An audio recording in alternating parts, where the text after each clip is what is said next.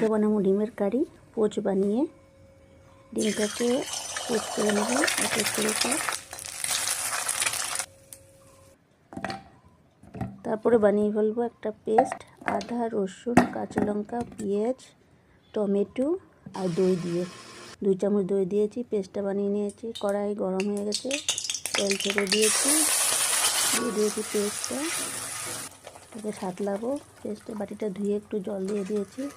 তাকে ভালো করে সাঁতলিয়ে এক এক করে এখন মশলা দিয়ে দিব। হলুদ, মরিচের গুঁড়ো, জিরের গুঁড়ো, লবণ।